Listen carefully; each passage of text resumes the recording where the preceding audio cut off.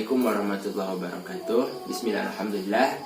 Assalatu wassalamu ala rasulillah Sayyidina Muhammad ibn Abdillah wa man tabi'ahu wa walah.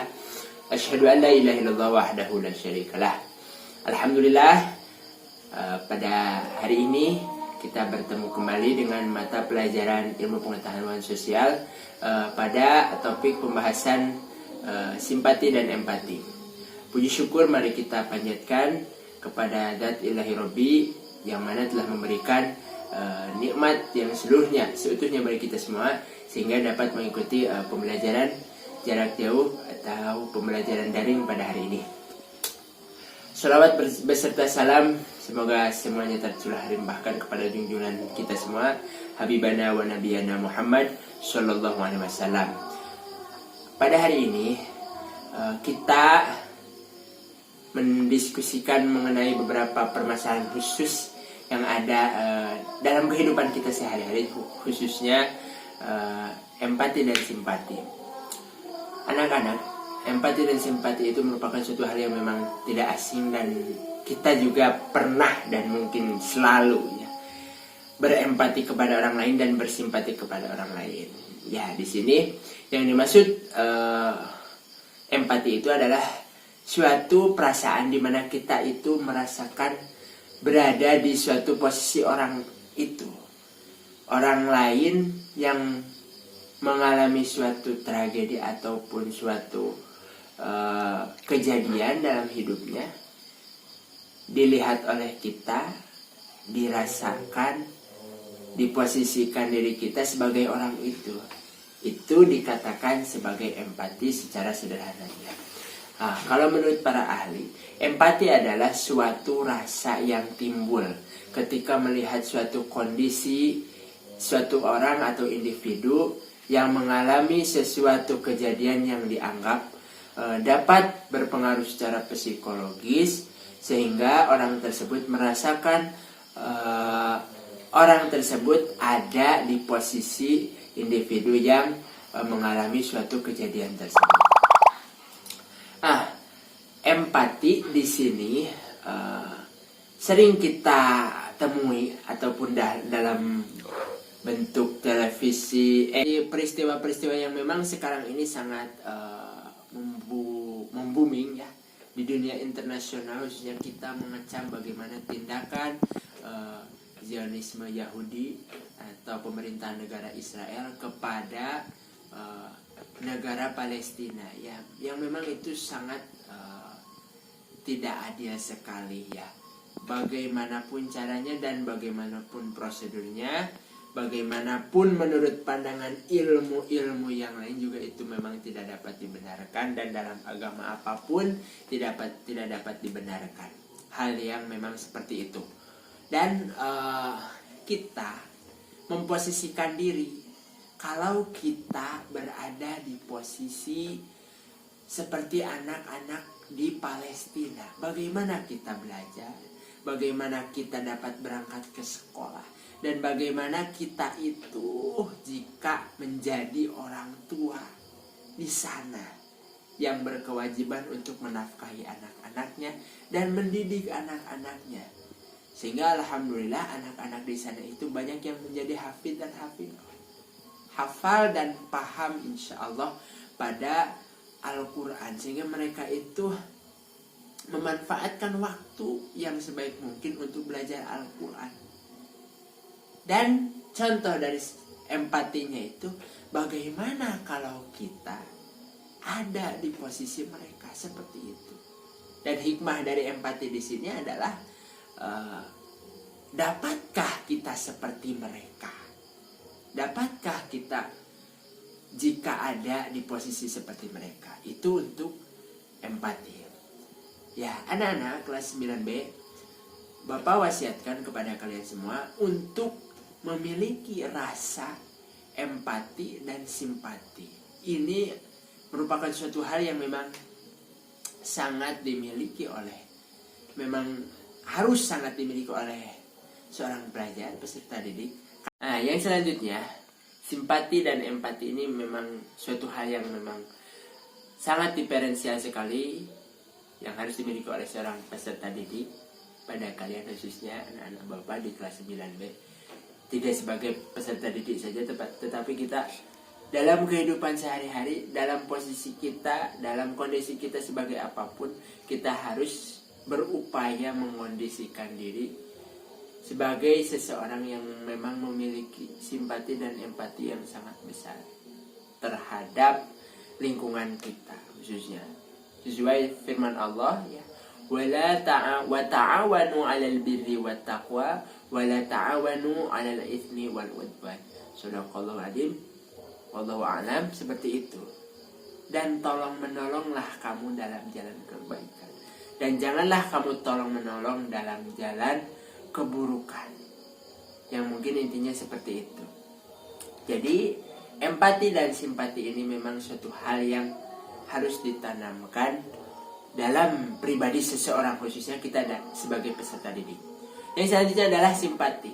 Simpati merupakan suatu perasaan kita, ketertarikan kita terhadap seseorang itu karena sesuatu yang memang menurut kita dapat dikagumi ataupun sesuatu yang memang tidak ada dalam diri kita, sehingga kita itu memberikan perhatian, memberikan suatu tindakan kepada orang tersebut yang memang menarik dalam pandangan kita.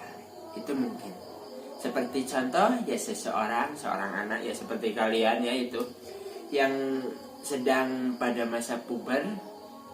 Ini bukan hanya romantis saja simpati itu. Orang ataupun ada seseorang siswa yang memang bersimpati kepada seorang siswi ya, lawan jenisnya, dengan melakukan pendekatan, seperti dia melakukan tindakan yang baik, seperti dari mulai menyapanya, memberikan senyumnya, itu seperti itu ya. Mungkin itu pernah dirasakan oleh kalian ya, seperti itu. Dan mungkin ketindakan-tindakan yang dimaksud tindakan di sini, dia itu ketika sedang jajan melihat dia lewat, melihat dia melalui itu, anak tersebut mengasih apa gitu, seperti itu. Yaitu mungkin bentuk dari simpatinya seperti itu. Dan juga ada simpati yang memang bentuk seperti ini. Ada suatu bencana, seperti katakanlah tadi kita di Palestina. Simpatinya itu seperti ini. Kita melakukan bakti sosial ini, bentuk pertolongan ini, sebagai bentuk simpati kita kepada orang-orang yang ada di sana. Karena bentuk tadi, karena bentuk. Jadi kita juga dituntut oleh rasa karena tersebut. Ya, seperti itu mungkin. Orang tersebut memiliki simpati karena ada yang dituju dari orang itu. Yang lain sebagainya itu kembali lagi kepada individu yang memiliki rasa simpati tersebut. Itu seperti itu ya. Jadi antara simpati dan empati itu dapat dipersingkat seperti itu. Kalaulah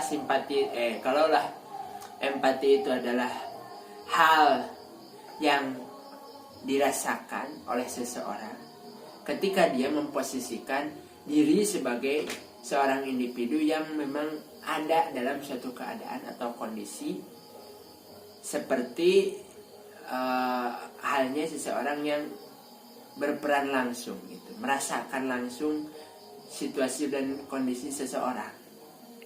Kalaulah simpati dapat dikatakan sebagai ketertarikan seseorang kepada suatu hal yang ada dalam individu lain di luar dirinya, yang dapat mendorong suatu tujuan ataupun hal yang lainnya dari orang tersebut ya mungkin. Ya, selanjutnya cara kita adalah meningkatkan atau upaya kita untuk meningkatkan simpati, rasa simpati dan empati dalam diri kita ya.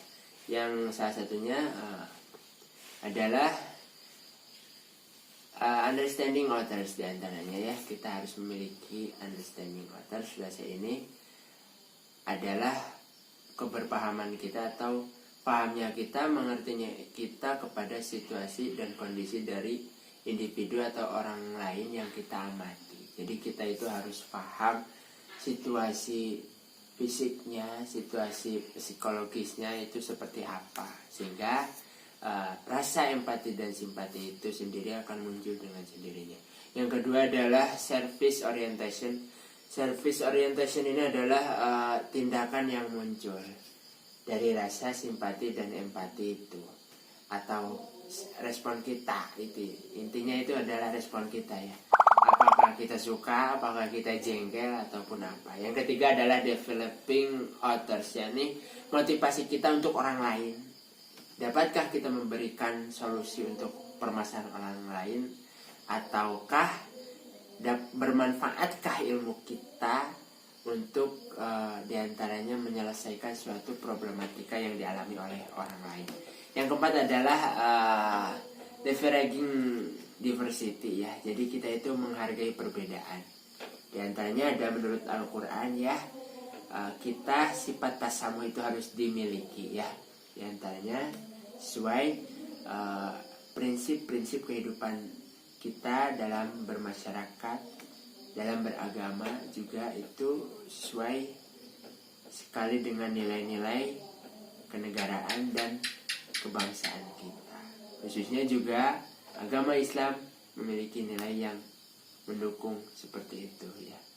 Jadi toleransi dan tasamuh ataupun hal tersebut harus dimiliki oleh setiap siswa, sehingga kita itu tidak ada istilah bullying, tidak ada istilah menghina, perpeloncoan, apalah segalanya seperti itu, dari nilai-nilai yang memang dapat kita terapkan dalam kehidupan sehari-hari. Itu mungkin pembelajaran kita hari ini pada mata pelajaran IPS, bahasan simpati dan empati. Mudah-mudahan dapat mudah dimengerti. Dan satu lagi, Bapak tugaskan kalian untuk membuat salah satu video mengenai kegiatan seseorang yang mengindikasikan seorang tersebut